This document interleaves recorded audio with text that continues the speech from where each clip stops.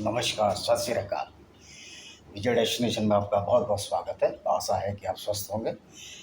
मैं इस निवेदन के साथ कि इस चैनल को सब्सक्राइब करें। सब्सक्राइबर बहुत कम है, हम आपको जानकारियाँ दे रहे हैं।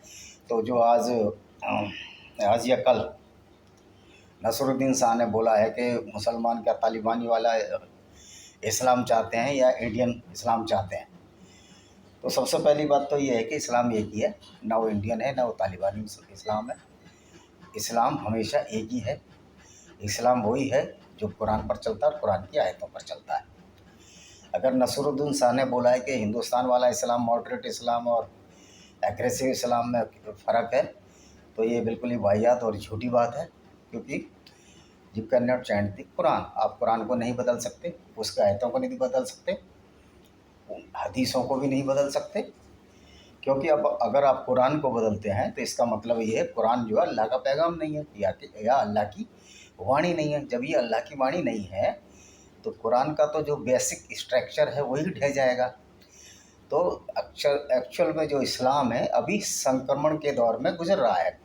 पहले इसकी खिलाफत या मुखालफत या जब कहिए विरोध इसलिए नहीं होता था कि ये लोग बहुत दिनों तक मुल्ला और मौलवी कुरान के सत्य को ढकते रहे, कुरान की वर्जिशों को ढकते रहे और इस्लाम का क्या फ़ैक्ट है, क्या माल गनीमत है, क्या वाजिब कत्ल है, क्या हलाला है, क्या शरीयत है, क्या गज़वाए हिंद है, ये सब चीज़ को ढकते रहे। लेकिन जैसे जैसे ये social media Facebook, YouTube, Twitter, Telegram, Instagram आदि धीरे धीरे सोशल मीडिया जो कम्युनिकेशन बहुत बढ़ा और ये पूरे वर्ल्ड वाइड हो गया, तो लोगों ने इस पर टिप्पणी शुरू की। जो पहले प्रारंभिक विद्वानों ने जिन्होंने कि कुरान को और वैदिक धर्म को और क्रिश्चियन जूइज़्म या सारे धर्मों की किताबों को पढ़ा था, तो उन्होंने धीरे धीरे इस चीज़ को डिस्क्लोज़ करना शुरू किया, खोलना शुरू किया। और वो फिर जब पब्लिक डोमेन में आ गया तो पब्लिक के लोगों ने भी जो सेकंड लीड पब्लिक थी, फर्स्ट लीड तो वो थी जिन्होंने इनका अध्ययन पहले ही कर रखा था, लेकिन सोशल मीडिया ना होने से इस बात को फैला नहीं पा रहे थे। उसके बाद जब ये अध्ययन हो गया तो जो सेकंड लीड में जो जब इन्होंने सोशल प्लेटफार्म पर ये सब चीज़ें डाली, लेख डाले, कुरान की वर्सेज़ें डाली, बाइबल की वर्सेज़ें डाली, उसके बाद ये डिस्क्लोज होना शुरू हुआ। जो सेकंड लीड थी, जो सेकंड लोग थे, उन्होंने भी इन किताबों को पढ़ना शुरू कर दिया। तो पता लगा कि वास्तविकता यही है कि ये जो लोग इस्लाम को वायलेंट कहते हैं, पहले लोग मानते थे कि ये झूठ बोलते हैं, लेकिन जब सोशल मीडिया आ गया और सारी किताबें अध्ययन पढ़ने लगे और इसका सोशल मीडिया पर प्रचार और प्रसार होने लगा, तो ये वास्तविकता सामने आ गई थी कि जो इस्लाम है और क्रिश्चियन रिलीजन है, ये एक तरह का इम्पीरियलिज्म है, पॉलिटिकल इम्पीरियलिज्म है और जिसमें डिक्टेटरशिप है। क्योंकि ये दूसरे गॉड की अगर पूजा करो तो उसको ये नहीं मानते हैं और उसको जहन्नुम या नरक में धकेलने की बात करते हैं, इवन तलवार से काटने और मारने की बात करते हैं और उनकी स्त्रियों को भी बेइज्जत करने की बात करते हैं। ये इसका वर्णन बाइबल और कुरान में है।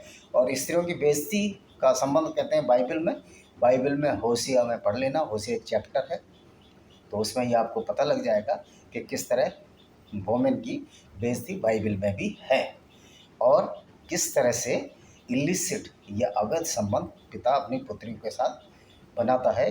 ये लूत ने अपनी 2 बेटियों के साथ संबंध बनाए थे, जबकि उसको बोला गया था तुम सोडोम शहर को छोड़ दो।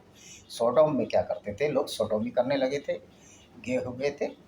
तो इसका मतलब है सोडोमी वर्ड जो है सोडम से निकला। खैर ये तो बात रही।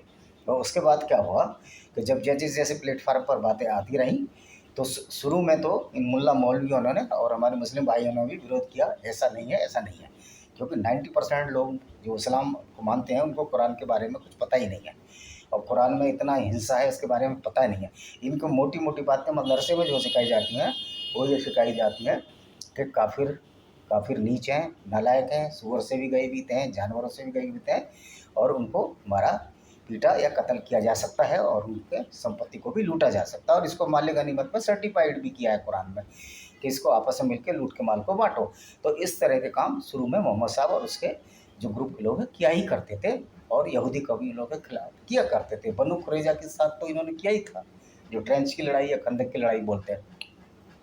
तो नसरुल शाह का जो ध्यान है मॉडर्न मतलब नरम इस्लाम और उग्र इस्लाम, ये बेवकूफ़ बनाने की चाल है इनकी। क्योंकि इस्लाम में भी एक आयत है जिसको तकिया कहा गया है कि आप अपने बचाव के लिए झूठ भी बोल सकते हैं। तो ये इसी तरह का झूठ ये मुनव्वर राणा और ये नसरुद्दीन शाह वगैरह और बोल रहे हैं। और तालिबान कभी भी अपना रूप नहीं बदल सकता, क्योंकि हिंदी में एक कहावत है, कुत्ते की पूँछ को कितना भी सीधा करो टेढ़ी ही रहती है। ये तालिबान उसी किताब को, क्या ये तालिबानी उस कुरान की आयतों को बदल देंगे जिसमें कि काफिरों को मारने का कहा गया है। काफिर मतलब नॉन मुस्लिम, और काफिर का मतलब है कि जो अल्लाह रसूल, चार इनके रसूल है, अल्लाह को, कुरान को और प्रॉफेट मोहम्मद साहब को ना माने।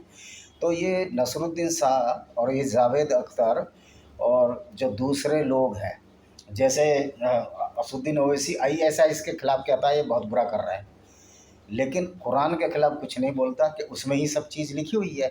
सिया सुन्नी का झगड़ा, और ये ओवैसी तो सिया है इसलिए इसने सुन्नी जो ISI के सुन्नी मेजोरिटी है उसके खिलाफ बोल दिया।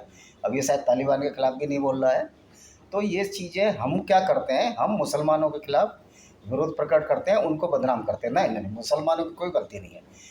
गलती है उस कुरान की आइडियोलॉजी की, उस इस्लाम की आइडियोलॉजी की, जो कि ऐसी वर्सेस हैं जिसमें आयतें हैं जो कि इंसान को इंसान से अलग करती हैं और इंसान को मारने का निर्देश देती हैं। तो ये जब से ही कुरान आया है और बाइबल भी में इसी तरह की बातें हैं, तो पूरी दुनिया को 2 या 3 हिस्सों में बांट दिया है। बाइबल ने क्रिश्चियन और गैर क्रिश्चियन में बांटा, और इस्लाम ने काफिर और मुसलमान बांटा। तो ये सब चीज़ें सोचने वाली हैं कि कोई भी मुसलमान अगर वो कुरान को मान रहा है तो वो सच्चा मुसलमान है, और सच्चा मुसलमान कभी भी काफिरों के साथ न दोस्ती करेगा। उसका एक ही काम होगा कि वो लूटेगा, आपकी स्त्रियों को ले जाएगा, उनके साथ बलात्कार करेगा, क्योंकि कुरान पर वो चल रहा है। अगर वो कुरान पर नहीं चल रहा तो सच्चा नहीं है, फिर अच्छा मुसलमान है, यानी कि उसने कभी कुरान भी पढ़ी नहीं और वो एक अच्छा इंसान है। तो मेरा भी यही कहना है कि आप लोग जो है पहले कुरान पढ़ो और इस्लाम को छोड़ो, एक अच्छा इंसान बनो। इसी के साथ मैं अपनी वीडियो को विराम देता हूँ। वंदे मातरम। जय हिंद।